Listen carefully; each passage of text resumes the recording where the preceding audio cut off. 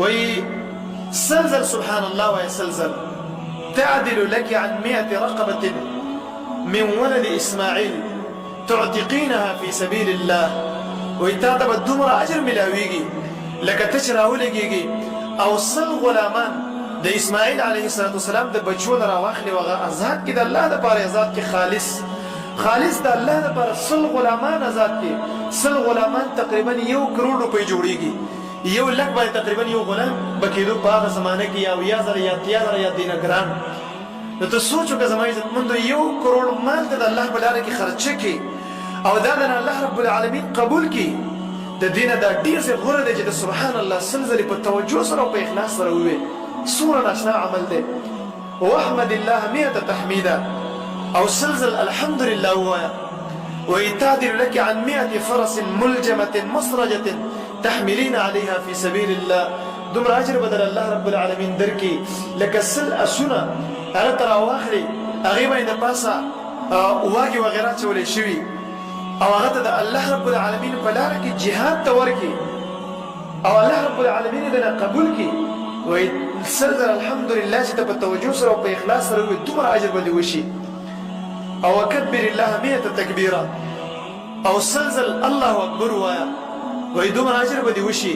لك سنة جو صلي راوليږي او سل اوخان د الله رب العالمین په لار کې خرچ کی اوخ به ډیر قیمتي دي 2-3 لک روپۍ باندې چرته یو اوخ کیږي دا خو به 2.5 کروڑ روپۍ چې کوم د مالیت سیوا شو دا وګوره زما عزت مند څومره غټي خزانه دي مګر تاسو څومره غافل والله العظیم اکثر انسانانو بدرونو کې دا خبره معمولی ښکاري دا داسې په ظاهرو خبره ښکاري زما عزت مندو د ایمان سره تعلق ساتي ایمان سره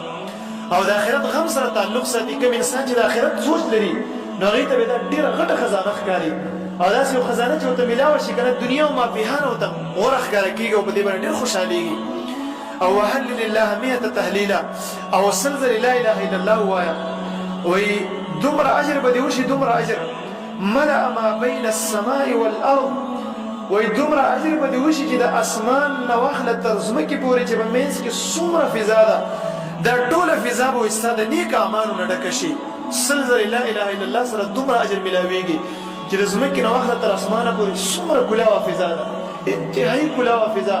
پدې کې نورم دی پدې کې سپوږمۍ ده پدې کې دا ټول نظام شمسي دی پدې کې دا دومره ستوري دي دا دومره مخلوق پدې کې اوسېږي او کده پورته زی راځي دا دومره کلاوه فضا دا به ستاسو د نیکو اعمالو نه ډکه شي زما عزتمندو دومره غټ اجر به الله رب العالمین درکړي نو تاسو لږ سوچ وکړئ په دې باندې چې قیامت پر ورځ یو سړی راشي او دا دومره اجر راواخیستلی شي او د هغې د نیکو اعمالو په تله کې کېښودلی شي دا سړی به څومره خوشحاله وي څومره به خوش قسمته وي دا به جهنم ته ګنې داخل شي چې دوی په اخلاص باندې د الله ذکر کړی او الله را یاد کړی یقینا به د هغې نیک اعمال درېږي او ګناهونه به چې کوم دی سپکېږي دا څومره غټې خزانې دي زما عزتمندو نبي صلی الله علیه وسلم فرمایي وایي په دغه ورځ باندې به د هیڅ یو انسان عمل وای بره چې خېږي کنه څومره اعمال چې بره ورخېږي وای ستانه غوره عمل به چې الله رب العالمین ته نه ورغلی سوا د هغه انسان نه چې هغې دغه اعمال هغې کړي دا ذکرونه هغې کړي نو ستا او د هغې عمل به برابري زما عزتمندو په دې کې شرط هغه اخلاص او توجه ده ګوره چې په اخلاص باندې او په توجه سره وویلی شي نو الله رب العالمین دا فضیلت ورکوي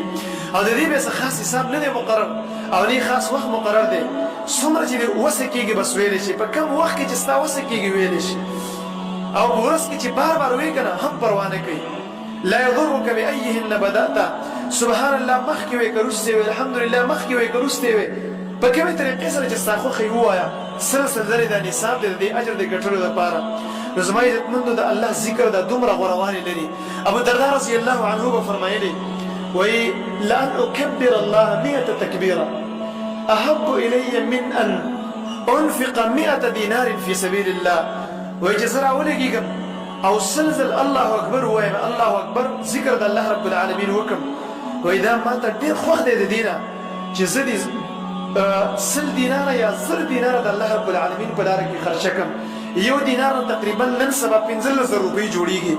دا سوچو کې د څومره مالیت جوړیږي صحابه کرام سره د الله د نوم دومره قدر زما عزتمند خلاصه زما خبرو دا ده الله رب العالمین دعا کو چې الله رب العالمین مې او تاسو ته الله رب العالمین د ذکر توفیق را نصیب کړي او زمونږ استاد بزرګانو کې دا خبرې غټي واقع شي دا وړي ونه غنو آخرت دپاره توښه تیاره کړو د آخرت دپاره چې کوم دی خپل ځان سره څه تحفه ویسو او د خپل آخرت ښه کړو الله رب العالمین زموږ او ستاسو د راضي شي